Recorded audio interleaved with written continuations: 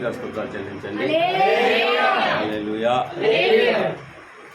ప్రభు సొంత రక్షకుడైన యేసుక్రీస్తు నామములో మరొకసారి మరి ఆలస్యమైన దేవుని తగు సమయానికి నన్ను ఇక్కడికి తీసుకొచ్చినందుకు దేవునికి కృతజ్ఞతమై ఉన్నాను. పిల్లరా, మరి వారం రోజులు చాలా ఎక్కువగా సమయము కంపెనీలో గడపాల్సి వస్తుంది. పని అర్జెంట్ అని మరి ఈ విశ్రాంతి దినము మరి నేను రాకుండా మీరందరూ చక్కగా పాటలతో ఆరాధనతో అదేవిధంగా కీర్తనల గ్రంథం చదువుతూ మీరందరూ దేవుని మహిమపరిచినందుకు మరి మీకందరికీ వందనాలు. నేను కోరుకునేది అదే విధమా, దైవజనుడు ఒకవేళ ఆలస్యమైనా రాకపోయినా ఖచ్చితంగా మీరందరూ దేవుని సన్నిధిలోకి వచ్చి మరి దేవుని మహిమపరచాలి, గణపరచాలి. దేవుని పరిచయం ఎట్టి పరిస్థితుల్లో కూడా ఆగకూడదు. హల్లెలూయా. మరి పిల్లరా, మరొకసారి అద్భుతమైన వాక్య సందేశంతో మనం ముందుకు వెళ్దాం. మరి గత కాలము మనము 2 వారములు చక్కని వాక్య పరిచర్య మనం చేసుకున్నాం. అందరికీ గుర్తుందామా? ఎందరికి గుర్తుంది? గత 2 వారాల క్రితం మనము ఏ వాక్య పరిచయం చేసుకున్నాం అన్నది దయచేసి ఈ ఫ్యాన్ ఆపుతారా? ఈ ఒక ఫ్యాన్ ఆపండి. కొద్దిపాటి సమయం ఒక అరగంట దేవుని వాక్యం జ్ఞానం చేసుకుందాం. మరి ఏ వాక్య సందేశాన్ని మనం జ్ఞాపకం చేసుకున్నాం చెప్పాలి. ఎవరికైనా గుర్తుందా లేదా? చెప్పండి. ఎవరికి గుర్తుంది? చెప్పాలి. బేగా చెప్పాలి. దేవుని విసర్జించిన వారికి కలిగే నష్టాల గురించి మనం మాట్లాడుకున్నాం. 2 సబ్జెక్టులు మాట్లాడుకున్నాం. 1 నాశనం అవుతారు, 2 బాధలు శ్రమలు కలుగుతాయి అని 2 అంశాలు చెప్పుకున్నాం. ఇదేమో మనము 3వ అంశంలోకి వెళ్తున్నాం. ఆ 3వ అంశమును ఒకసారి మనం జ్ఞాపకం చేసుకున్నట్లయితే ఈ 3వ అంశం ఏంటంటే ఆపదలు విస్తరిస్తాయి. 3వ భాగం ఇది. ఆపదలు విస్తరిస్తాయి. ఆపదలు అంటే ఎంతమందికి తెలుసు? ఆపద అంటే ఏంటి చెప్పండి. ఆపదలు అంటే ఏంటి? ప్రమాదము పొంచి ఉండడం, శత్రువు మన మీద యుద్ధము చేయడం, దాడి చేయడం, 4 పక్కల మనల్ని ముట్టడి వేయడం, మనకి అర్థం కాని పరిస్థితిలో మనము జీవించేలాగా చేస్తాయి. దానికి కారణం కూడా మనమే అవుతామని పరిశుద్ధ గ్రంథము తేటగా వివరిస్తుంది. ముందుగా యోహాను సువార్త 15వ అధ్యాయము 5వ వచనం ఒకసారి మనము జ్ఞాపకం చేసుకొని ముందుకు వెళ్దాం. మనం యోహాను సువార్త 15వ అధ్యాయము 5వ వచనం. ద్రాక్షవల్లిని నేను, తీగలు మీరు. ఎవడు నా యందు నిలిచియుండునో, నేను ఎవని యందు నిలిచియుండునో వాడు బహుగా ఫలించును. హల్లెలూయా. దేవుని యందు ఎవరు నిలిచి ఉంటే, ఆయన యందు మనం నిలిచి ఉంటే ఆయన మన యందు నిలిచి ఉంటాడు. ఎవరైతే దేవుని యందు నిలిచి ఉంటారో వారు బహుగా ఫలిస్తారు. బాగా ఒక అరగంట 30 గంట పాటు శ్రద్ధగా వాక్యం పట్ల మీ మనసు ఉంచండి. ఎందుకంటే వాక్యం మన జీవితాన్ని సరిచేస్తుంది. వాక్యము మనల్ని మంచి మార్గాన్ని నడిపిస్తుంది. వాక్యము మనలో ఉన్న అపవిత్రతను తొలగిస్తుంది. వాక్యము మనలో ఉన్న చెడు లక్షణాలని విసర్జించేలాగా చేస్తుంది. వాక్యము మనల్ని పరలోక రాజ్యానికి కూడా చేరుస్తుంది. కనుక ప్రతి ఒక్కరు కూడా ఇప్పుడు మాట్లాడే మాట మా దైవజనుడు పాస్టర్ గారు నెహెమ్యా గారు కాదు మాట్లాడుతున్నది. ఇక్కడ మాట్లాడుతున్నది దేవుడు మాట్లాడుతున్నది అని మాత్రమే మీ హృదయాలను దేవునికి అప్పగించి దేవుని ధ్యానించుకుంటూ వాక్యాన్ని వినండి. ఎవడు నా యందు నిలిచి ఉంటే వాని యందు నేను నిలిచి ఉంటాను. బట్ నెక్స్ట్ వర్డ్ ఏంటంటే, నాకు వేరుగా ఉండి మీరు ఏమీ చేయలేరు. దేవునికి వేరుగా ఉండి మనం ఏమీ చేయలేము. ఏమి మన వల్ల అన్నది కాదనమాట. నేను దేవునికి వేరుగా ఉండి ఏదో సాధించేస్తాను అనుకుంటాం, కానీ ఎట్టి పరిస్థితుల్లో కూడా దేవునికి వేరుగా ఉండి మనం ఏమీ సాధించలేం. దేవునితో కలిసి ఉంటేనే బహుగా ఫలిస్తాం. దేవునితో కలిసి జీవిస్తేనే మనకు ఆనందము సంతోషం. దేవునితో ఉంటేనే మన భాగ్యం. దేవునితో ఉంటేనే సర్వము సమాధానం మనకి. హల్లెలూయా. ప్రియులారా, ఈ దినము మనం చెప్పుకోబోయే అంశం ఏంటట? ఆపదలు విస్తరిస్తాయి. ఎప్పుడు దేవుణ్ణి విసర్జించిన వారికి కష్టాలు కలుగుతాయి. ఆ కష్టాల్లో ఈ 3వ భాగము ఆపదలు విస్తరిస్తాయి. ఆపదల గురించి కొన్ని మాటలు మనం మాట్లాడుకుందాం. హల్లెలూయా. కీర్తన గ్రంథము 54వ అధ్యాయము. కీర్తన గ్రంథము 54వ అధ్యాయము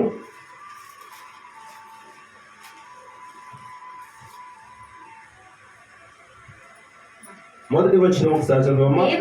దేవా, నీ నామమును బట్టి నన్ను రక్షింపుము. నీ పరాక్రమమును బట్టి నాకు న్యాయము తీర్చుము.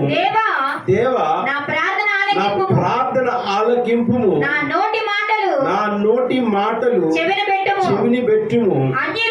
అన్యులు నా మీదకి లేచి ఉన్నారు.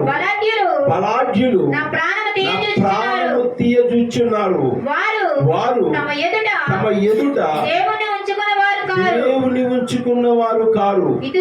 ఇదిగో దేవుడే నాకు సహాయకుడు. ప్రభువే ప్రాణమును ఆదరించువాడు. హల్లెలూయా. మనకి ఎవరట సహాయకుడు? దేవుడే. మన ప్రాణాన్ని ఆదరించేవాడు ఎవరట? దేవుడే. అందుకని దేవునికి వేరుగా ఉండి మనం ఏమీ చేయలేము, ఏమీ సాధించలేము. బట్ దేవునికి వ్యతిరేకంగా జీవిస్తూ మనము దేవునికి విరోధులు అయిపోతున్నాం. అంటే విసర్జించే వదినమాట, శత్రువు అయిపోతున్నాం దేవునికి. అందుకనే దేవుని మాటలు కొన్ని విన్నప్పుడు మనకి బాధ అనిపిస్తుంటుంది అనమాట. నా నిమిత్తమై ఈ మాటలు మాట్లాడారు పాస్టర్ గారని, లేకపోతే నా గురించి ఇలా చెప్పుతున్నారని కొన్ని ఫీలింగ్స్ మనలో వస్తుంటాయి. కారణం ఏంటి తెలుసా? చెప్పండి. మనము దేవునికి వ్యతిరేకంగా ఉన్నాం కాబట్టి. ఒకవేళ వ్యతిరేకంగా మనం లేకపోతే, దేవునికి వ్యతిరేకంగా మనం జీవించకపోతే, నిజంగా దేవుడు ఈరోజు నాతో మాట్లాడాడు, నేను సరి చేసుకుంటాను అని ఎవరైనా సరే సరి చేసుకునే ప్రయత్నంలో చేస్తారు. ద్వితీయోపదేశకాండము 32వ అధ్యాయము 31వ అధ్యాయము 31వ అధ్యాయము ద్వితీయోపదేశకాండము 31వ అధ్యాయము 17వ వచనం ఒకసారి చదవండమ్మా. కావున నా కోపము ఆ దినమున వారి మీద రగులుకొనును. నేను వారిని విడిచి వారికి విరోధి నగుదును. చూసారా, దేవుని మాటలు మనం ఎప్పుడైతే వినమో మనకి దేవుడు ఏమవుతాడట? విరోధి అయిపోతాడు. అవునా కాదా? చెప్పండి.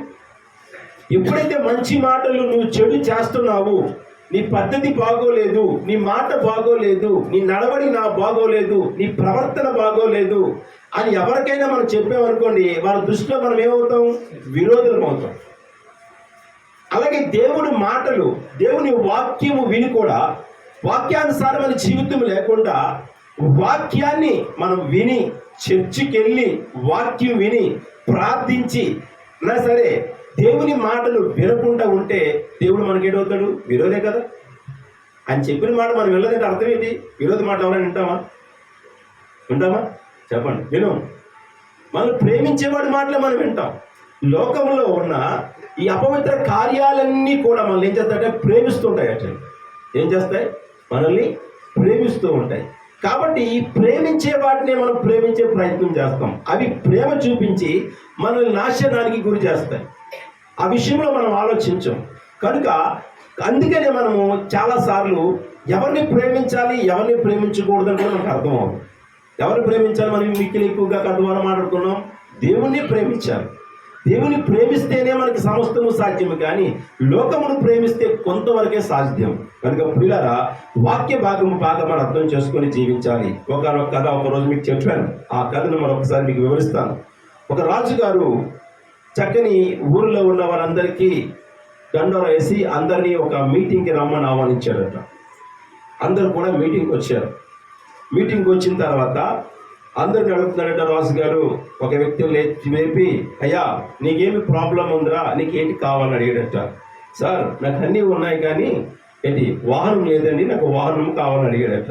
సరే వాహనమే కదా నువ్వు అడిగావు, సర్లే ఓకే అని కూర్చోమని చెప్పాడట. మరొకరిని లేపి అడిగాడట. లేచి అరే నీకేం కావాలరా బాబు అని అడిగాడట. అడిగితే నాకు చాలా బంగారం కావాలని, నాకు బంగారం పిచ్చి చాలా ఉంది అన్నాడట. సరే కూర్చోనాను అన్నాడట.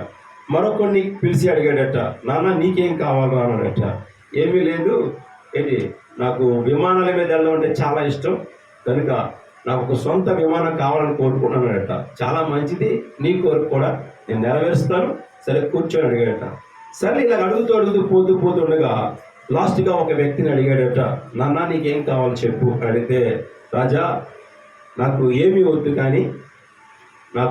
వద్దు కానీ మీరు మా ఇంటికి అతిథిగా వస్తే చాలు. ఎలాగట? మా ఇంటికి అతిథిగా వస్తే చాలు. ఇదేంట్రా నీ కోరిక? అందరూ అది కావాలా, ఇది కావాలా, ఉద్యోగం కావాలా, ఇల్లులు కావాలా, అన్నీ కావాలని కోరుకున్నారు, కానీ నువ్వేంటి నన్ను అతిథిగా రమ్మంటున్నావు అంటే, లేదు రాజా, ప్రతి నెల ఒక రోజు మా ఇంటికి మీరు అతిథిగా వస్తే నాకు చాలు అన్నాడట. సరే అతిథిగా వస్తాను మీ ఇంటికి, సరే నీ కోరిక నెరవేరుస్తాను అన్నాడు. రాజు మరి మాట ఇచ్చాడంటే తప్పదు, అంతే కదా? రాజు మాట ఇస్తే వస్తాడా? తప్పితే రాజే కాదు. ఈ రాజు మాట ఇచ్చేసాడు వస్తానని. ఏంటంటే మంత్రికి ఆజ్ఞ జారీ చేశాడట.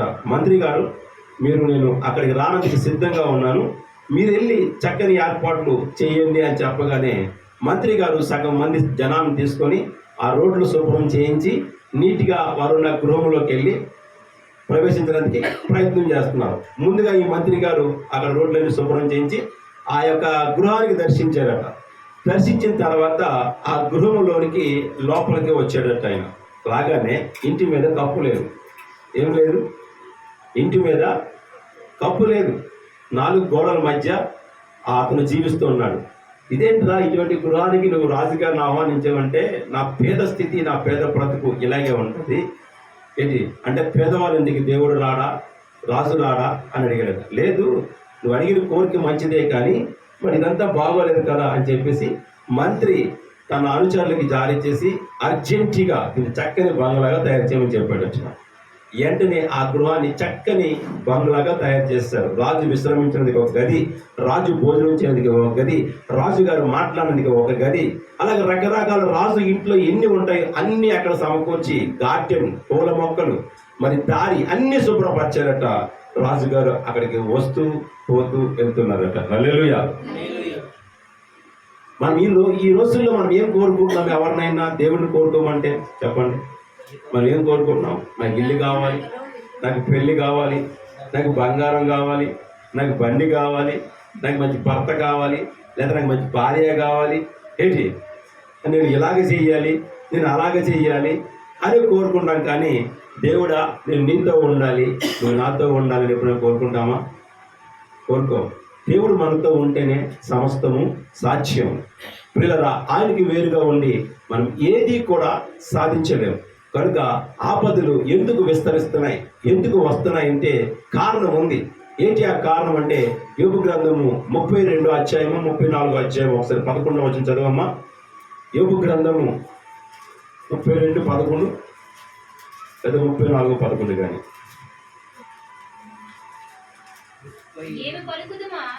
ఏమి పలుకుదమా అని మీరు యోచన చేయుచుండగా 34:11 చదవమ్మా.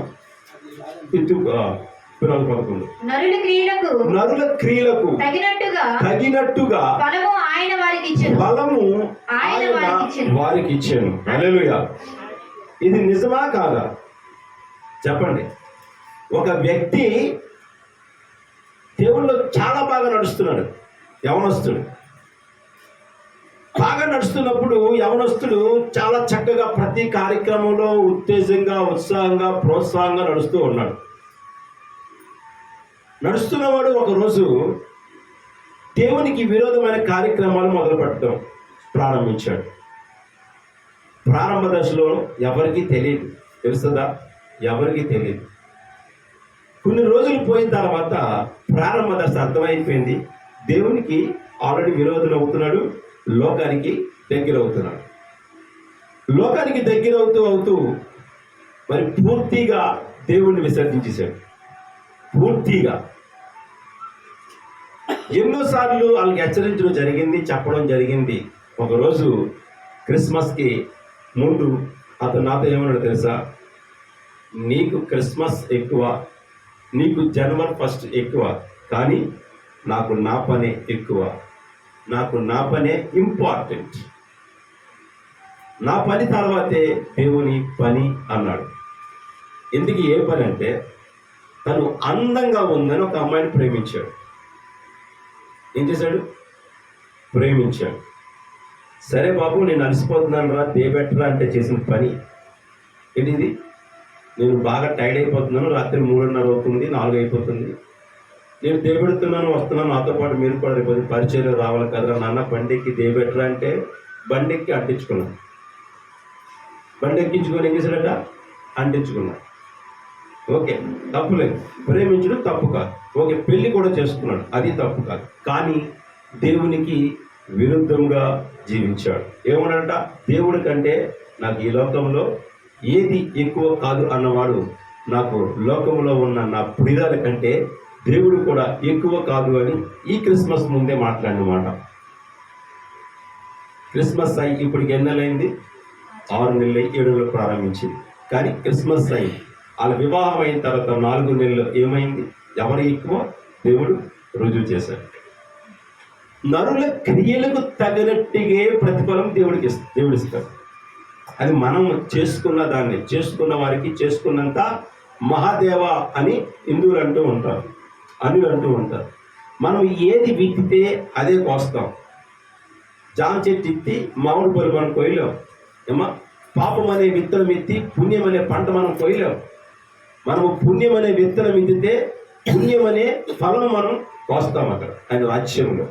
కనుక ప్రియులరా, దేవునికి విరుద్ధముగా ఉండి ఆపదలు విస్తరించిన తర్వాత నేను ఏం చెయ్యాలో ఏం చేయకూడదు అన్న పరిస్థితుల్లో కూడా మనం హెచ్చరించినా, దేవుడు మాట్లాడినా, దేవుడు మనతో మాట్లాడినా, దేవుడు మాట లెక్క చేయకుండా బ్రతికితే చుట్టూ ముట్టడి వేస్తాడు సాతానుడు. హల్లెలూయా.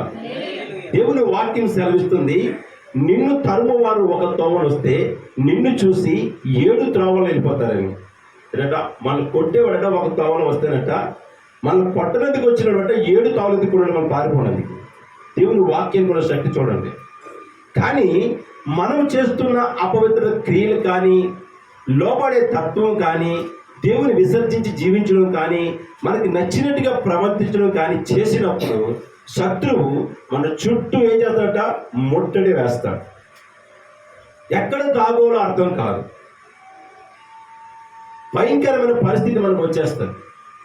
అన్నీ ఒకేసారి మనకు సంభవిస్తాయి. ఏం చేయాలో అర్థం కాదు. అర్థం కాని పరిస్థితిలో మనిషి కోరుకునేది ఏంటి తెలుసా? నేను ఏం చేయాలో అర్థం కావట్లేదు, బయటికి వెళ్తే తంతారు, ఇంట్లో ఉంటే జరగదు, ఏడమ్మా బయటికి వెళ్ళలేను, ఇంట్లో ఉండలేను అన్న పరిస్థితి నాకు వచ్చినప్పుడు నేను ఏం చేస్తాను?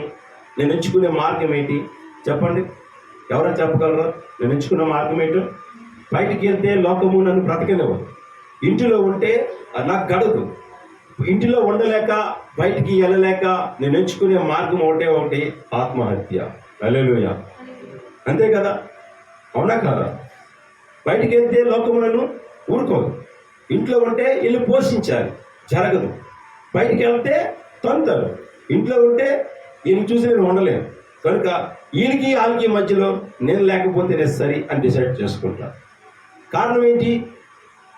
దేవుని వాక్యం విన్నా మనము, దేవుని వాక్యానుసారి మన జీవితంలో లేకుండా, వాక్యం నాతో నీతో మాట్లాడినా మన జీవితాలు సరి చేసుకుంటుంటా, నేను నాకు నచ్చినట్టుగా బ్రతుకుతాను అనుకున్నప్పుడు నువ్వు చేసిన మొదటి తప్పు 100 తప్పులకు మార్గం ఎంచుకుంటావు. నువ్వు మొదటి తప్పును విడిచిపెడితే నువ్వు 100 పుణ్యమైన అద్భుతమైన ఫలాలకు దేవుడిని తీసుకెళ్తావు. అది దేవుని యొక్క లక్ష్యం. దేవుని కోరిక ఏంటంటే, నువ్వు తప్పు చేయవని దేవుడు ఎవరికి ఎక్కడ చెప్పలేదు. నువ్వు ఖచ్చితంగా ఏదో సమయంలో ఎక్కడో దగ్గర తప్పుడు అడుగులు వేస్తావు, జారిపోతావు, పడిపోతావు. కానీ నువ్వు నిలవబడి ఉన్నందుకు మాత్రమే దేవుని వాక్యం నీతో మాట్లాడుతుంది, నాతో మాట్లాడుతుంది. నిలవబడే తత్వం మనలో కావాలి కదా. ఎందుకు దేవుడు నాతో మాట్లాడాడు? ఎందుకు ఈ వాక్యం నన్ను హెచ్చరిస్తుంది? ఎందుకు దేవుడి వాక్యం నాతో ఇలాగ పదే పదే మాట్లాడుతుందని నువ్వు అర్థం చేసుకునే మనస్తత్వం నీకు కలిగి ఉండాలి. దేవుడిని ఒక గొప్ప కోటీశ్వరుడు అడిగిన అద్భుతమైన మాట అదే. ఏంటో తెలుసా? దేవా, నాకు సర్వము ఉంది, ఆస్తిపాస్తులు ఉన్నాయి, అంతస్తులు ఉన్నాయి, వెండి బంగారాలు ఉన్నాయి, బంగ్లాలు ఉన్నాయి, ఈ లోక రాజ్యంలో నాకన్నా సంపన్నుడు ఎవడూ లేడు. కానీ నీకేంటి కొదువురా అంటే దేవుడు అడిగాడట, నాకు జ్ఞానము కావాలయ్యా అని అడిగాడట. హల్లెలూయా. ఏమడిగాడట? జ్ఞానము కావాలి. ఈరోజు మనం కోరుకోవాల్సింది దేవుని జ్ఞానం కావాలి, లోక జ్ఞానం మనకు కాదు. నేను ఒక మాట చెప్పనా, ఈరోజు కూడా నాకు డ్యూటీ ఉంది ఏమా, ఈరోజు డ్యూటీ ఉంది. సాయంత్రం డ్యూటీకి వెళ్ళాలని ప్లాన్ చేసుకున్నాను నేను ఇవాళ. ఏంటి, ఈరోజు డ్యూటీకి వస్తాను. ఎలా తెలుసా, నేను 6 గంటలు డ్యూటీకి వస్తాను, 7 గంటలు నేను బయటకు వదిలే, మళ్ళీ 9 గంటలకి 9:30 డ్యూటీకి వస్తాను. అలాగైతే నేను వస్తాను చెప్పి, అలాగే రా అన్నాడు. వస్తున్నాను, దారిలో బండి వేసుకుంటూ వస్తున్నాను. దారిలోకి వచ్చిన తర్వాత ఏమని తెలుసా, నేను ఒక మాట నేను ఛాలెంజ్ చేస్తున్నాను, నాకు ₹1,00,00,000 ఇచ్చినా సరే నేను డ్యూటీకి రాను అని. మరి ఈ రోజు నేను ఆ డ్యూటీకి వెళ్తే ఆడ దగ్గర నేనేమవుతాను? ₹1,00,00,000 ఇచ్చిన ఆదివారం డ్యూటీకి రావన్నావు కదరా, ఈ రోజు ఎందుకు వచ్చావురా అని అడుగుతాడు. అంటే ఈ రోజు నేను డ్యూటీకి వెళ్తే నాకు 2 మస్టర్లు వస్తాయి, ₹1,500 వస్తాయి, నేను రెంట్ అయిపోతాను. నా ఆలోచన చూడండి ఎలా ఉందో. కానీ అవతలకి ఇచ్చిన మాట, దేవునికి ఇచ్చిన మాట గొప్పదా, ఈ 1500 గొప్పదా? దేవునికి ఇచ్చిన మాట గొప్పది. అంటే దేవునికి ఇచ్చిన మాట విషయంలో నేను దిగజారిపోయానంటే లోకులందరూ కూడా నన్ను ఏలెత్తి చూపించే అవకాశం ఉంటుంది. అంటే నాతో పాటు దేవునికి కూడా ఏలెత్తి చూపించే అవకాశం ఉంటుంది. పిల్లరా, రాజు ఒక దాడి తర్వాత అనుకున్నాను, ఎట్టి పరిస్థితుల్లో కూడా డ్యూటీకి వెళ్ళను. ఎందుకని? నేను దేవుడికి మాట ఇచ్చాను. చూసారా, వాక్యం నాతో మాట్లాడుతుంది, మీతోనే కాదు. నేనన్న మాటలు నాకు జ్ఞాపకం ఉంటాయి. నువ్వు చేసే పనులు, నేను చేసే పనులు ప్రతిదీ మనకు జ్ఞాపకం ఉంటాయి.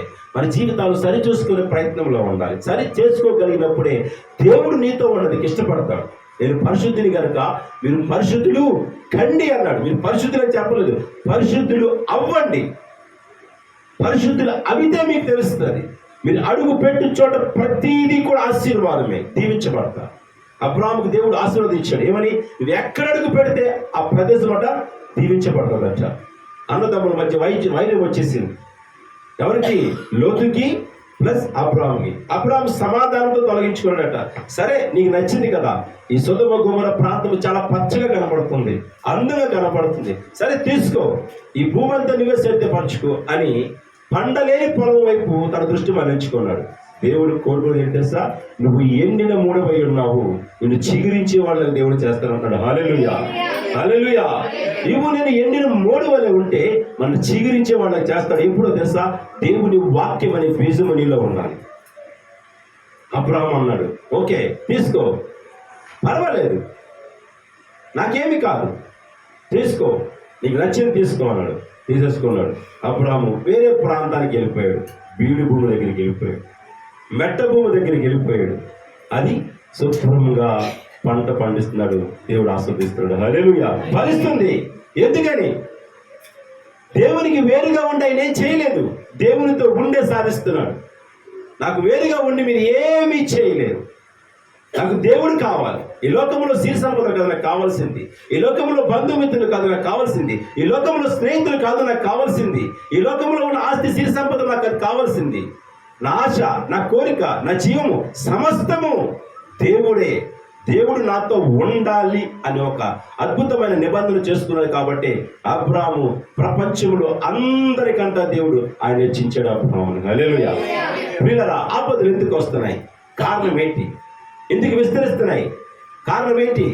మనలోనే లోపం ఉంది. ఏమిటో తెలుసా, మనము దిద్దుబాటు మనకు ఆలస్యంగా ఉండదట.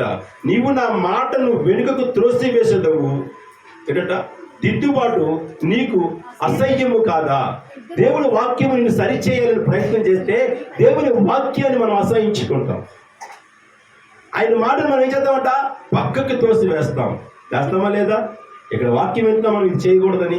ఏమో అందరూ మనం గొడవలు ఆడట్లేదు, ఎందరూ మనకు తెలియకుండా అపవిత్ర కార్యాలు చేయట్లేదు, ఎందరూ మందులు తాగట్లేదు చెప్పండి, ఎందరూ ఏదో పనులు చేయట్లేదు చెప్పండి. ఆత్మ సాక్షిగా దేవుని సన్నిధిలో నిలబడి ఈ పని నేను చేయలేదని ఒక్కరు చెప్పగలరా?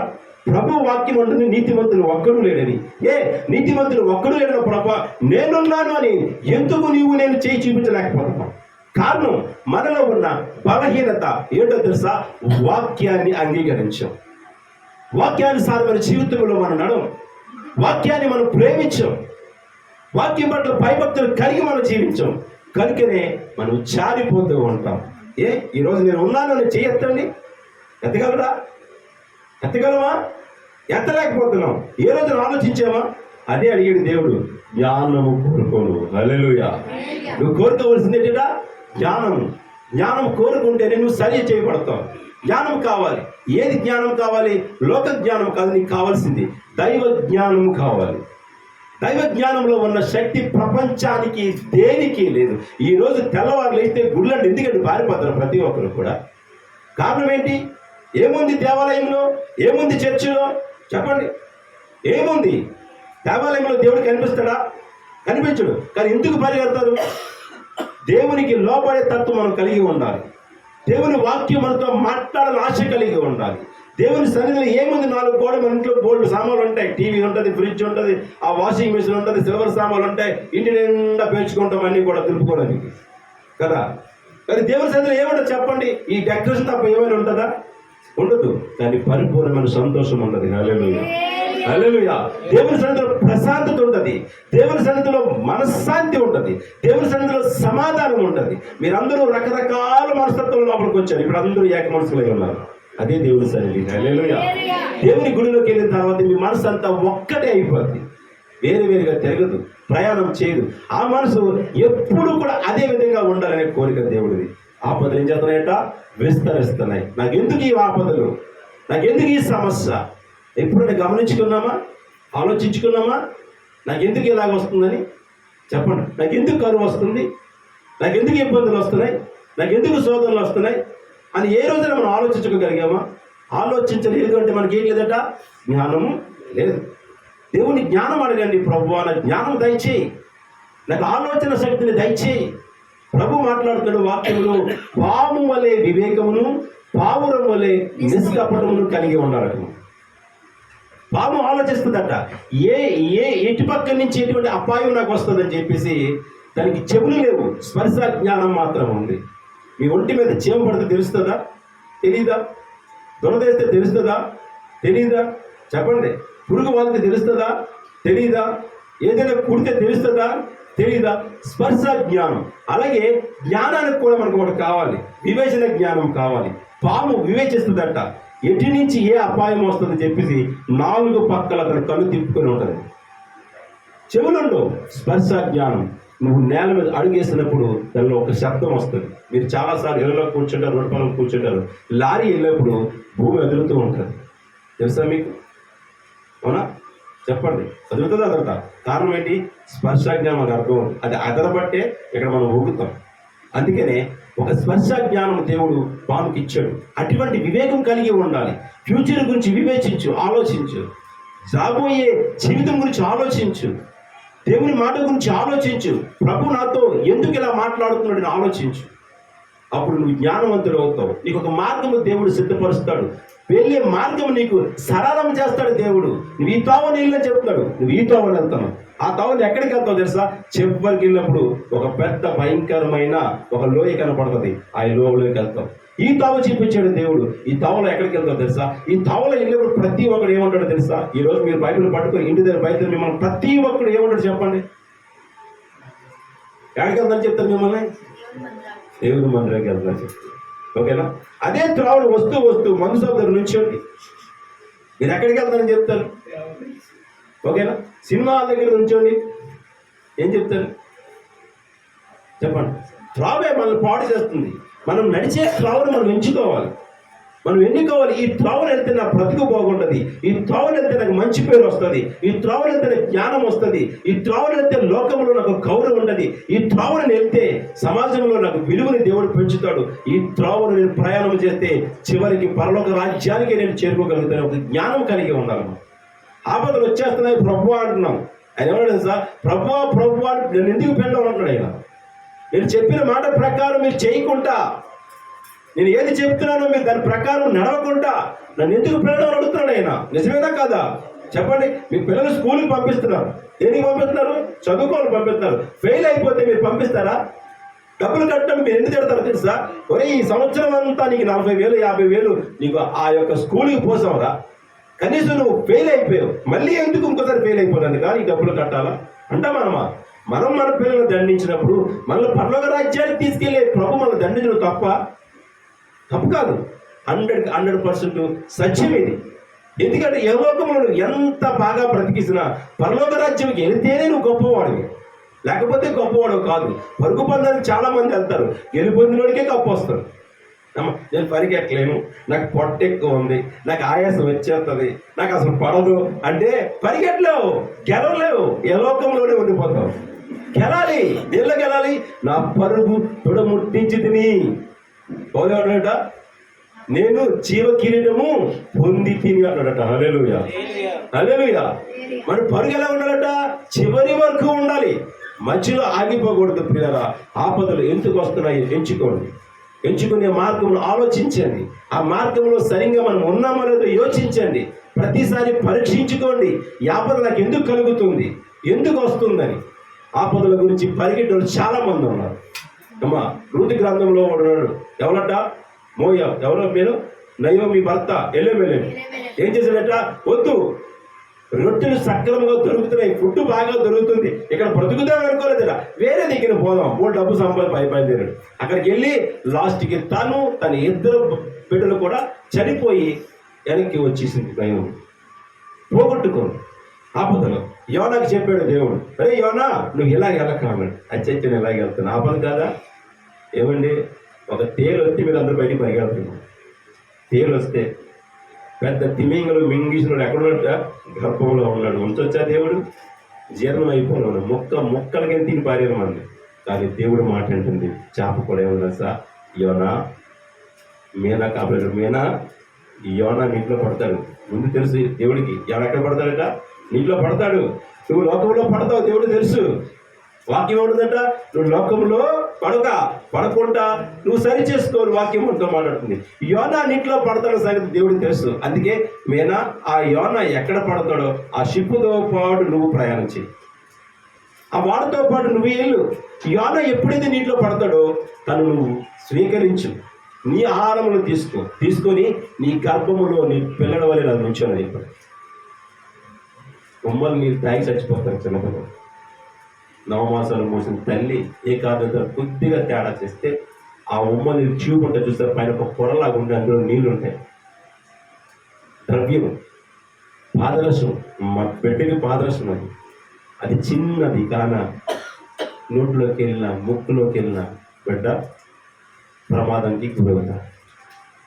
అటువంటిది చేప గర్భములో నాసులో 3 రోజులు నివాసం ఉన్నాడు. ఆపద రాదా? మనకు చెప్పినప్పుడు ఇంటే ఆపద అవుతుందా? చెప్పండి, రాదు. ఆపదని కొని తెచ్చుకోకండి దయచేసి. మంచి పోరాటం పోరాడి తిని నా పరుగు కడముట్టించి తిని విశ్వాసము కాపాడుకుంటే ఇంకా మీదట నా కొరకు నీతి కిరీటము జీవ కిరీటం ఉంచబడినది అని గుండె మీద చేసుకొని చెప్పాడు పౌలు గారు. హల్లెలూయా. ఈ 6 సబ్జెక్టులు అయిపోయిన తర్వాత పౌలు గారి చరిత్ర మాట్లాడుకుందాం. ఆయన ప్రభు కొరకు త్యాగం చేసింది ఏంటి అని పిల్లరా ఆలోచించండి. యోనాకి దేవుడు మంచి మాట చెప్పాడా, చెడ్డ మాట చెప్పాడా? మంచి మాట చెప్పాడు.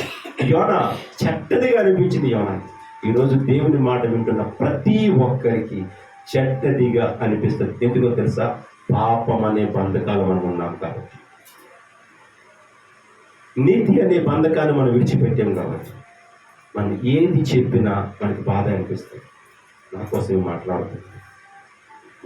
మాట్లాడుతున్నాను అనిపిస్తుంది. వాస్తవానికి దేవుడు నిన్ను సరి చేయాలి మాట్లాడుతున్నాను. నువ్వు తాగడం వల్ల ఎవరికి నష్టం? నిష్టానుసారంగా ప్రవర్తించడం వల్ల ఎవరికి నష్టం? నీకే, నాకు. ఏమన్నా చెప్పండి, దేవుడికి ఏదైనా పోతుందా? ఏమైనా ఇంత డబ్బులు కొట్టినా, ముళ్ళ కిరీటం పెట్టినా, వీపి నాగలతో దున్ని చీల్చేసిన, పక్కలో పల్లెము పోటులు పొడిచేసిన, ఏమో ప్రభువుని ఎవరన్నా ఆపగలిగారా? ఆపలే. ఎందుకు ఆపలేకపోయాడు? ఆయన భరించాడు కాబట్టి. పాపాన్ని విడిచిపెట్టాడు, లోకాన్ని విడిచిపెట్టాడు, బంధువుల్ని విడిచిపెట్టాడు. ఎప్పుడు దేవుడు దేవుడు దేవుడు అని బ్రతికాడు కాబట్టి ఆయన ఎవ్వరూ ఏమి చేయలేకపోయాడు. ఈరోజు బంధువులు విడిచిపెట్టమని దేవుడు మనకు చెప్పలేదు, భార్యను విడిచిపెట్టమని దేవుడు మనకు చెప్పలేదు, పిల్లలు విడిచిపెట్టమని మనం చెప్పలేదు, కానీ ప్రతి ఒక్కరితో సమాధానంగా జీవిస్తూ అది మిక్కిలి ఎక్కువగా నన్ను మాత్రమే ప్రేమించు అని చెప్పాడు. అబ్రాహామును భార్య విడిచిపెట్టి చెప్పాడు ఎట్లే, నీ భార్యతోనే ఉండు కానీ నిందారహితుడిగా జీవించు. నింద నీ మీద రాకూడదు. ఎవరైనా సరే నేను ఏలెట్టి చూపించారు అంటే నువ్వు నిందకు పాలాడు. నింద పాలయ్యంటే నా ఆజ్ఞ నువ్వు మీరినట్టుగా. కనుక నువ్వేం చేస్తావో నాకు తెలియదు. అబ్రహామా, నువ్వు నిందారహితుడిగా జీవించు అన్నాడంతే. అప్పటి నుంచి ప్రయాసపడతాడు. నిందారహితుడిగా జీవించడం ఏంటిరా బాబు అని ఆలోచించుకోండి. అన్నీ ఆలోచించుకుంటున్నాడు. ప్రతిదీ కూడా అడుగు వేసేటప్పుడు, మాట్లాడినప్పుడు, తిన్నప్పుడు, పడుకున్నప్పుడు ప్రతిదీ కూడా ఆలోచన కదా మాట. అది నువ్వు నింద లేకుండా జీవించు అంటే ఆలోచన కదా మాట కదా. ఏమో ఏ కారణం వచ్చేది నేను ఎవరినైనా తిట్టేస్తే ఏంటి నువ్వు పాస్లో గారు తిట్టారంటారు కదా, అంటారా చెప్పండి, అంటారు కదా. మీరు పెద్దోళ్ళని తిరిగినా పర్లేదు అంటారా, అనరు. నువ్వు పెద్దోడు కదా తిరిగినా పర్లేదు అనరు. బుద్ధి ఉందా నేను అడుగుతాను ఫస్ట్ నాకు. నువ్వు దేవుని సేవ చేస్తున్నావు, దేవుళ్ళు నడుస్తున్నావు, దేవుని మార్గాన్ని అనుసరిస్తున్నావు, 10 మందికి బోధిస్తున్నావు, నువ్వు ఇలా మాట్లాడుతున్నావు ఏంటి అనరా. అబ్బా నాకు నోరు ఉంది, నాకు చాలా బూతులు వచ్చు అని నేను అష్టాసరంగా మాట్లాడేస్తే వారు నువ్వేం పాడుతావు రావడే దేవుడి నామాన్ని అవమానం తెస్తున్నావు అని ఇప్పుడు నా యూట్యూబ్లో కొన్ని వేల మంది సబ్స్క్రైబర్లు వచ్చేస్తారు. కనీసం వాగ్దానం మీకు చూడడం కాలేదు, కానీ నేను 4-5 బూతులు కానీ చెప్పేసి ప్రసంగం పెట్టేశానంటే కొన్ని వేల మంది సబ్స్క్రైబర్లు వచ్చేస్తారు నాకు తెలుసా. కొన్ని వేల మంది గంటలుగా తరబడి చూస్తారు ప్రోగ్రామ్ని. ఇప్పుడు మీరు మాత్రం వాగ్దానం 2 నిమిషాలు చూడలేదు, మీకు టైం లేదు. ఒక్కసారి తిడితే ఇదిగో చూసావా ఫాస్ట్గా ఎలా తిట్టారు అమ్మ చూసావా అని చెప్పేసి ఏంటి మైసాలు అమ్మకి చూపిస్తాడు. ఏంటి నువ్వు ఫోన్ చేసి వాళ్ళు చూసావా ఫాస్ట్గా ఇదిగో నాకు తిట్టారు చూసావా అంటాడు. మళ్ళీ ఎట్లా ఫోన్ చేసి రాజేసి అలా ఒకరు 1 by 1 అనమాట. ప్రతి ఒక్కరు ఇంత టైంలో వాగ్దానం చూడరు. వాగ్దానం ఒక 2 నిమిషాలు 3 నిమిషాలు చూస్తే మన ప్రోగ్రామ్ 1 గంట చూస్తే మన ఛానల్ ముందుకు వెళ్తే కమ్యూనికేషన్లోకి వెళ్ళిపోయిందంటే మన ఛానల్ డెవలప్మెంట్ అవుతుంది. యాళ్ళు ఆడేస్తాడు, అభివృద్ధి అవుతుంది. ప్రతి ఒక్కరు చాలా ఓపెన్ చేయగానే మన ఛానల్ కనిపిస్తుంది. అత్యాయం చూడమా చూద్దా చెప్పండి. ఒక చిన్న కుర్రాడు 12-14 సంవత్సరాలు ఉంటాయి, అడుగుతో పాటు ఒక అమ్మాయి అనమాట. ఎన్టీ రామారావు పాటలు డాన్సెస్ పాడుతుంటాడు. ఆ ఛానల్ మంచి పాడాడు, మంచి పేరు ఛానల్ పేరు. అప్ప అంతమంది సబ్స్క్రైబర్లు నుంచి 1,00,000 మంది సబ్స్క్రైబర్లు అయిపోయాడు. వ్యూస్ చూస్తే ఈ రోజు పెడితే వీడియో సాయంకాలానికి 50,000 1,00,000 వ్యూస్ వచ్చేస్తాయి అనమాట. 1,00,000 మంది చూస్తున్నారు దాన్ని. దేవుని వాక్యాన్ని చూడడానికి ఎవరికి లేదు, జ్ఞానం ఉంటేనే కదా.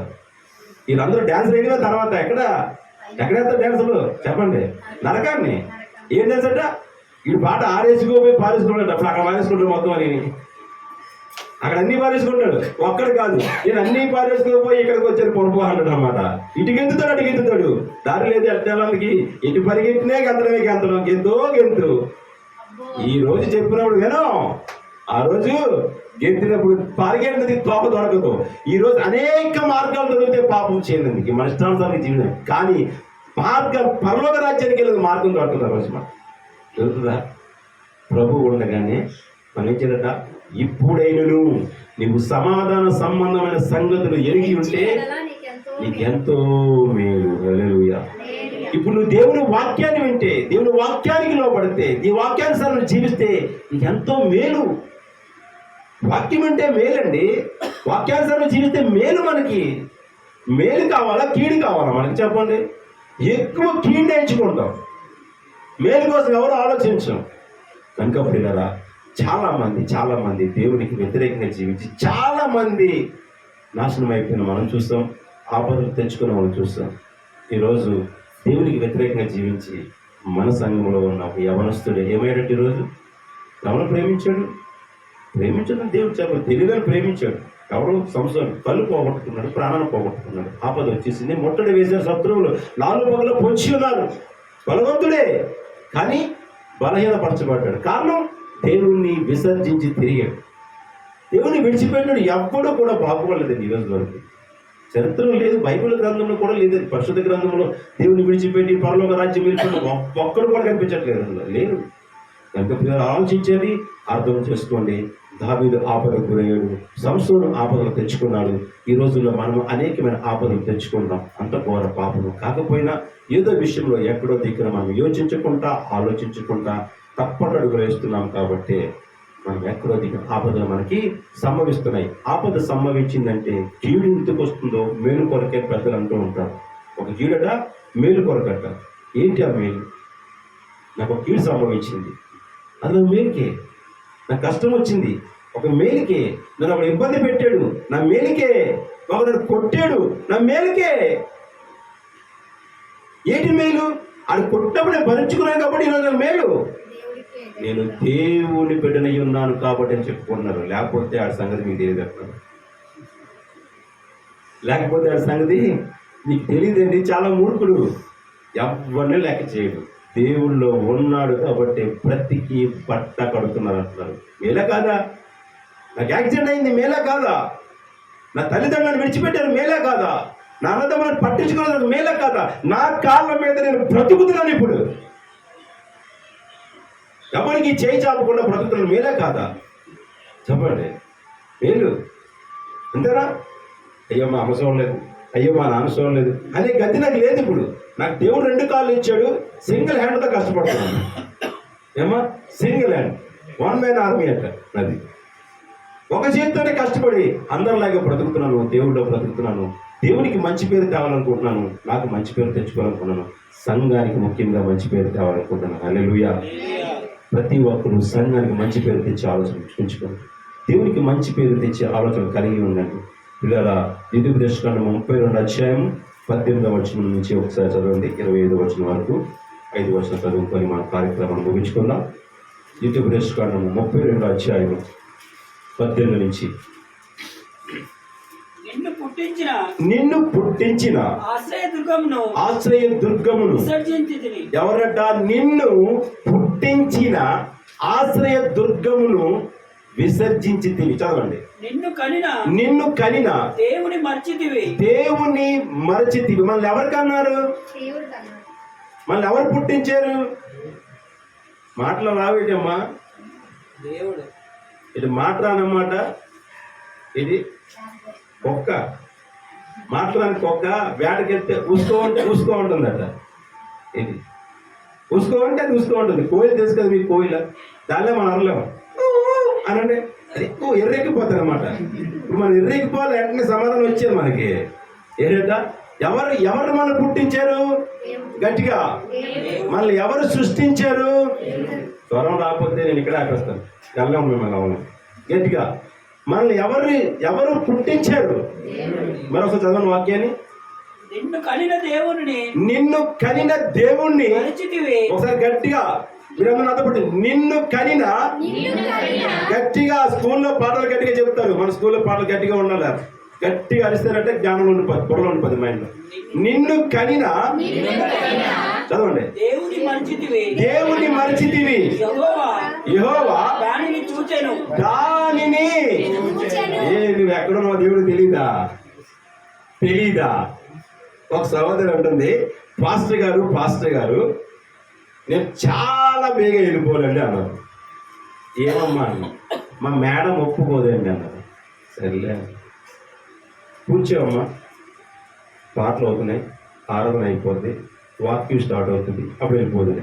ఈ లోపల కూతురికి సీక్రెట్ ముందు బుకింగ్ చేసేసి నువ్వు వచ్చిందిగా నాకు ఫోన్ చేసి మేడం ఫోన్ చేసి నేను చెప్తాను చెప్పి, నువ్వు వచ్చింది నాకు ఫోన్ చేసి మేడం చేసిందని చెప్పి నువ్వు వచ్చేస్తాను అంది. ఎవరికి నష్టం చెప్పండి? ఎవరికి నష్టం? మేడంకా? ఈ మేడం నిజంగా ఫోన్ వచ్చేసింది, వాక్యం స్టార్ట్ చేసింది. పాస్టర్ గారు తినేస్తుందండి, అది ఆ ఏదోది తినేస్తుందండి, ఫోన్ చేసేస్తుందండి. ఫోన్ అమ్మ అయితే ఫోన్ మరి రా, ఇక్కడికి వచ్చేది ముగింపు ప్రార్థన చేసేస్తాను రా. ఒక సోదరికి ఉద్యోగానికి వెళ్తాను ప్రార్థన చేయమని చేశాను. మరి నీకు ఫోన్లో ప్రార్థన చేయరు కదా. అన్నాను, వెళ్ళిపోయి వారం అయిపోయింది. 2 వారాలు చర్చికి రావాలి. 3వ వారం ఫోన్ చేసి పాస్టర్ గారు సాగు మధ్య కుట్టాడుకున్నాను. పాస్టర్ గారు అన్నది ఏమన్నా, నా మేడం తినేస్తుందట. ఇక్కడ చర్చిలో ఉన్నప్పుడు తినేస్తుంది, ఎక్కడికి వెళ్ళి తినేస్తుంది. తీరమోసి ఎక్కడికి వెళ్తాను తెలుసా? నేను చర్చ అయిపోయి వచ్చి ఆటోలో కూర్చొని చక్కగా తల్లి కొద్దిగా షికారుకి వెళ్తాను. ఎక్కడికి వెళ్తున్నారు? మేడం అది ఏ మేడం అంట? షికారు అనే మేడం దగ్గరికి వెళ్తాను. ఇప్పుడు ఏమంటుంది? బయటకు వచ్చి బతకాలండి, వండలేకపోతుంది, దాంతో పడలేకపోతున్నాను, నేను తినేస్తుంది, వేధించేస్తుందట. ఎవరికమ్మా నష్టం? దేవుని సన్నిధిని విడిచిపెట్టి పారిపోయి నీకు ప్రశాంతత ఉందా? దేవుడి మాట విడిచిపెట్టి పరిగెట్టి పారిపోయిన యోనాకి ప్రశాంతత ఉందా?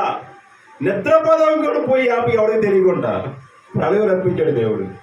ఎవరిని? కెప్టెన్ పంపించాడు. వాళ్ళకి అతనికి ఎత్తుకో, లోపల ఉన్నాడు, ఎత్తుకో అని దొరికాడు. ఏడు దగ్గర ఏం చేస్తున్నావు, నీకు ఏం పని ఇక్కడ అంటే ఏమీ లేదు, పడుకున్నాడు. ఏంటి ప్రళయం వస్తే పడుకున్నాడు. ఒక్కొక్కడు ఉంటాడు బతకొస్తుడు. ఇంట్లో అంత ఘోరం వచ్చినా సరే పడుకొని ఉంటాడు, నిద్రపోతుంటాడు. ఎవరిని లే మీకు వెళ్దాంలే అంట, తల చేద్దాంలే అంటుంటాడు.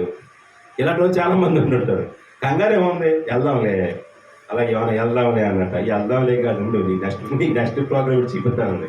నన్ను పట్టుకొని పారేంద్ర బాబు జరుగుతుంది నేనే అన్నాడు. ఆడు పోతేనే కానీ ఆ వాడు కుదిరిపడి రాలేదు. ఆయన లోపల నుంచి బయటకు పారేస్తేనే కానీ వాడికి సరే స్థిరం రాలేదు. స్థిరం వచ్చే ముందు వాళ్ళకి జ్ఞానం వచ్చింది. మీకు తెలుసా, మీ దేవుడు చాలా గొప్పవాడమ్మా అన్నాడు. హల్లెలూయా. సమస్య ఎక్కడుందో మనం ఎరగాలి. ఆపదలొత్తనే బాధపడడం కాదు, ఆపదలతో కృంగిపోవడం కాదు, ఆపదలొత్తనే ఇబ్బంది పడిపోవడం కాదు, ఆపదలొత్తనే పరిగెట్టిపోవడం కాదు. ఆపదలు వస్తున్నాయంటే నువ్వు కాళ్ళు ఉంచి మోకాళ్ళు వేసి దేవుడిని ప్రార్థించడం మొదలుపెట్టు. ప్రభువా నాకు ఎందుకు ఆపదలు వస్తున్నాయి? నెల రోజులు బట్టి గింజుకోవడం డబ్బుల కోసం. నేను 3 నెలలు బట్టి ప్రయత్నం చేస్తున్నానండి డబ్బుల కోసం. అందరిని అడిగాను తెలుసా, నాకు సిగ్గు చేటు అడగలను అందరిని అడిగాను. మా వీధిలో ప్రతి ఒక్కరిని అడిగేశాను. నా సెల్ ఫోన్ తీసుకుని ఒక మెసేజ్ ఉంటాయి, లోన్ అనమాట పంపిస్తుంటాడు. ఎవడేవాడు లోన్ కావాలంటే పంపిస్తాడు ఎవడేవాడు అనమాట. అలా వస్తూ ఉంటాయి. వాళ్ళు ఎవడ ఫోన్ కూడా చేసేస్తుంది. అప్పుడు అమ్మా సాయంత్రానికి 150 ఫోన్లు ఉంటాయి. ఎవడో ఫోన్ చేసేది నేను చెప్తాను, ఈ లోనోడే ఎవడో రూపాయి ఎవడో.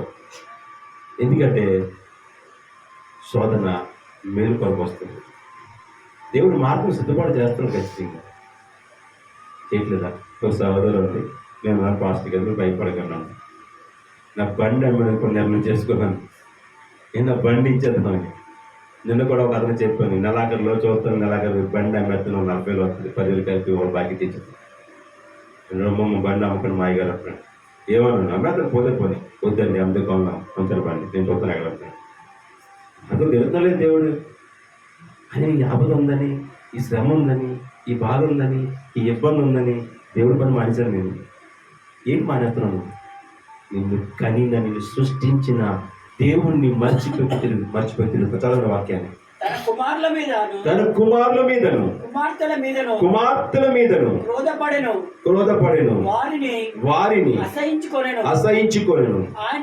ఆయన ఇట్లా అనుకొనెను, నేను వారికి విముఖుడనై వారిని కడపటి స్థితి ఏమవుతునో అని చూచెదను.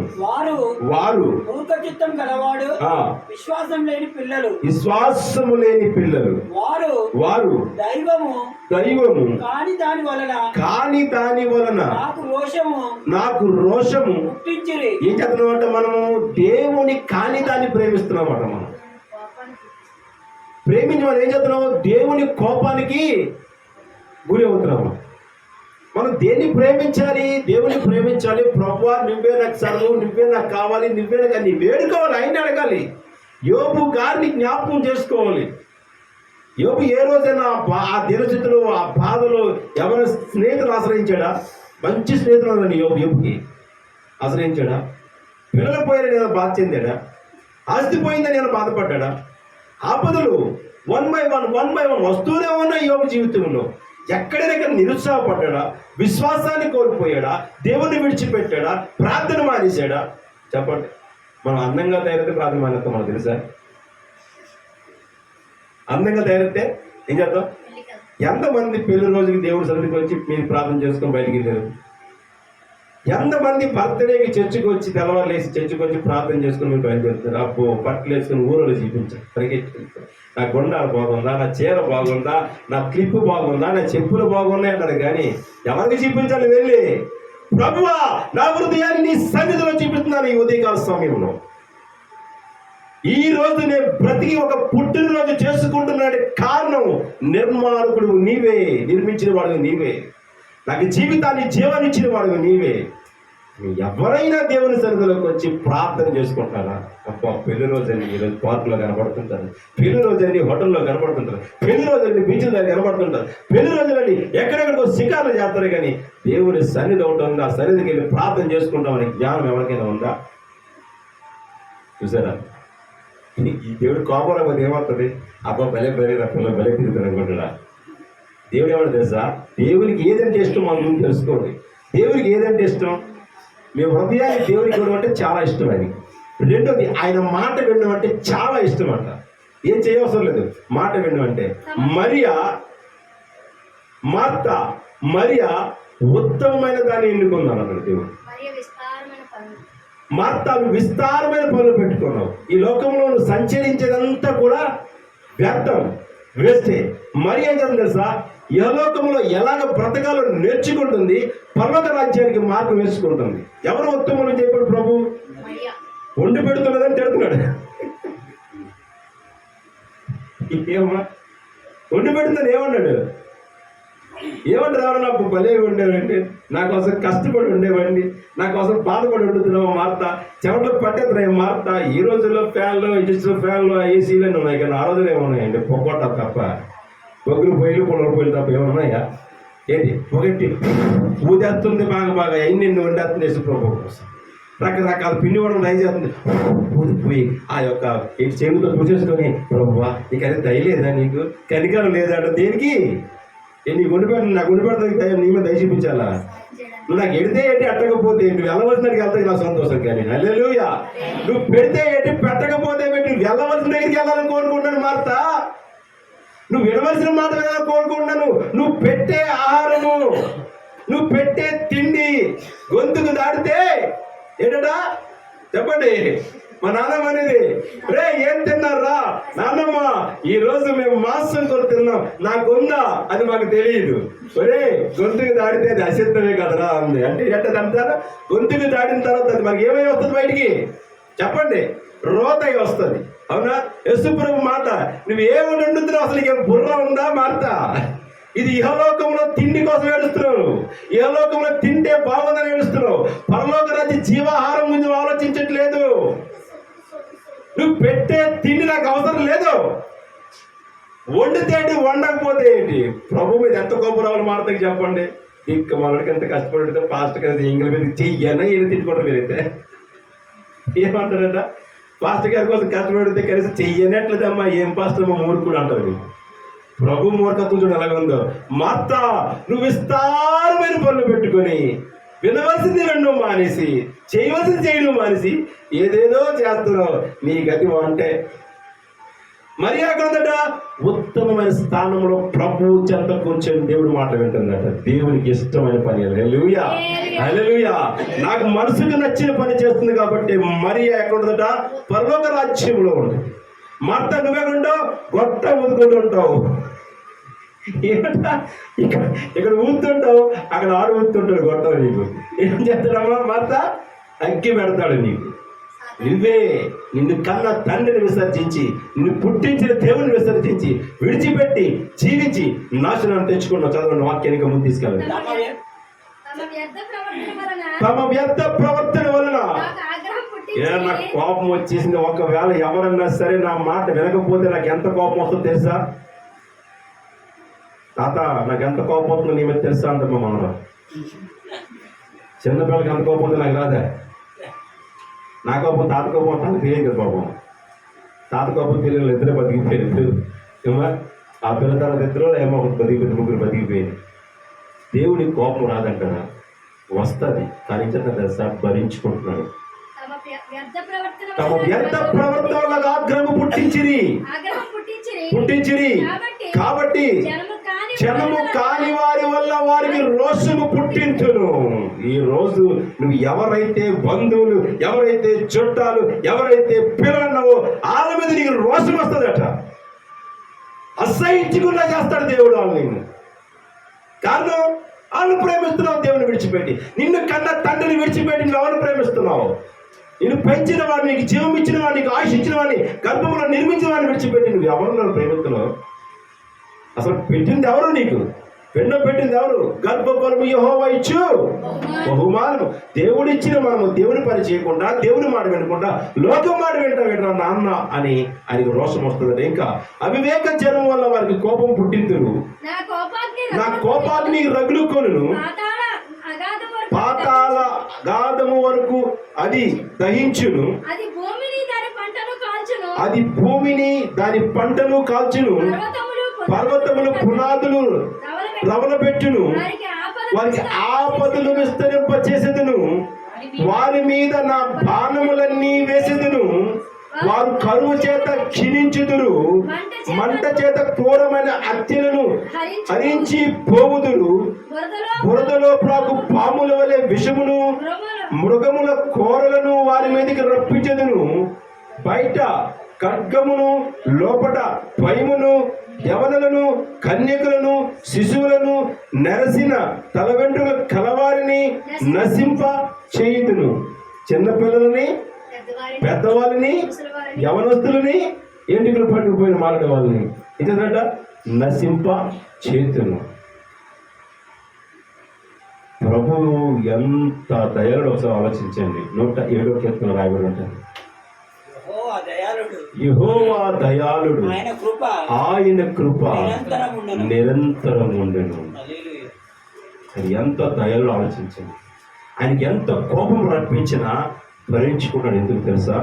నీ జీవితంలో ఒక మార్పు అన్నది కావాలని కోరుకుంటున్నాడు. నిన్ను నన్ను దండిస్తే ఒక్క నిమిషం చాలు, ఒక్క సెకండ్ చాలు మనం చంపివేయాలంటే. కానీ నిన్ను బ్రతికించుకోనందుకు, నిన్ను మార్చుకోనందుకు, ఆయన రాజ్యాన్ని చేర్చుకోనందుకు, నిన్ను పరలోక రాజ్యాన్ని తీసుకెళ్ళినందుకు నీ కోసం నా కోసం ఆయన బలి అయిపోయాడు. ఎన్నో ఆపదలను, ఎన్నో శ్రమలను, ఎన్నో ఇబ్బందులను, ఎన్నో ఇరుకులను నీ కొరకు నా కొరకు భరించాడు. నీవు ఆయన కొరకు నీలో ఉన్న పాపాన్ని విడిచిపెట్టలేవా? ఆయన రాజ్యం వెళ్ళడానికి నీలో ఉన్న క్రోధాన్ని విడిచిపెట్టలేవా? ఆయన రాజ్యం చేరుకోనందుకు, నువ్వు యేసు ప్రభుతో మాట్లాడినందుకు నువ్వు ఆయన కోసము దాసుడిగా జీవించలేవా? లేదా ఆలోచించండి. ఎందుకు వస్తున్నాయి ఆపదలు?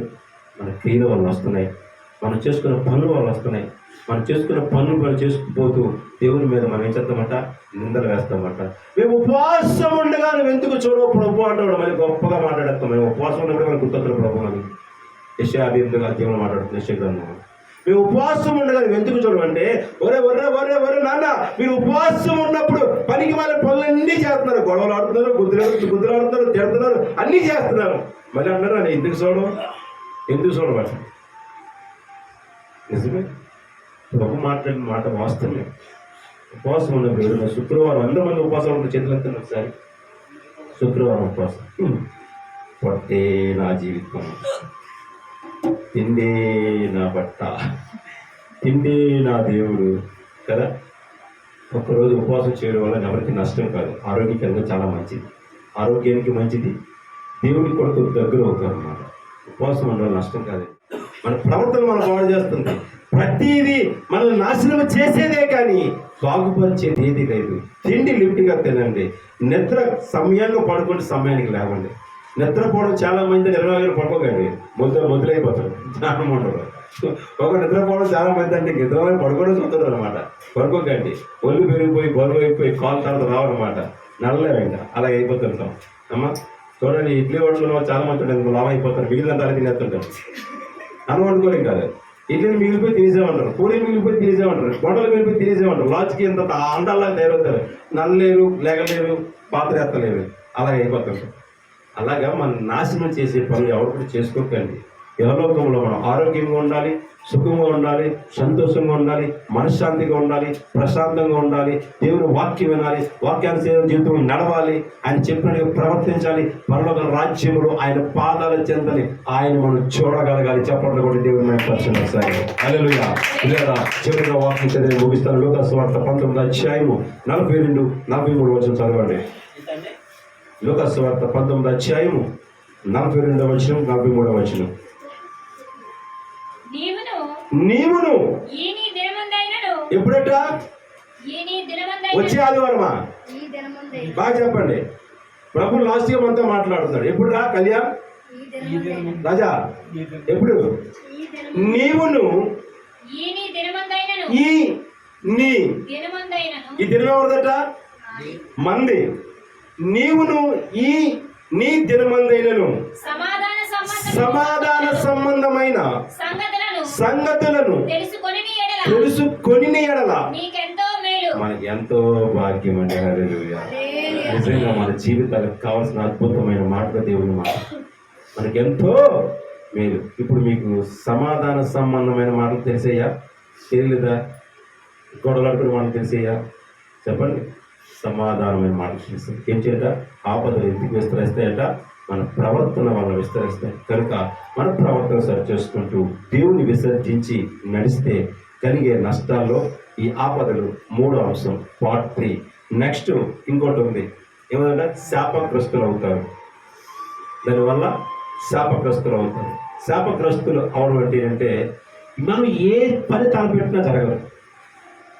ఏ పని తలపెట్టినా జరగదు. చర్చికి వెళ్తాం, ఉపవాసాలు చేస్తాం, జరగదు. ఎందుకు జరగదు? కారణం ఏంటి అని అంశంలో మనం తెలుసుకుందాం. కనుక ఇంతవరకు చక్కగా దేవుని వర్తమానం మీరు అందరూ కూడా ధన్యులు. మరొకసారి మరొక అంశంతో మనందరూ కలుసుకుందాం. మీ అందరికీ వందనాలు. Praise lord. Hi friends, holy prayer home Gajuwaka సంఘం వారు మాట్లాడిన విలువైన దేవుని సందేశములను మీరు వినటానికి మా యొక్క యూట్యూబ్ ఛానల్ హోలీ ప్రేయర్ హోమ్ను సబ్స్క్రైబ్ చేసుకొని పక్కనున్న బెల్ ఐకాన్ క్లిక్ చేయగలరు.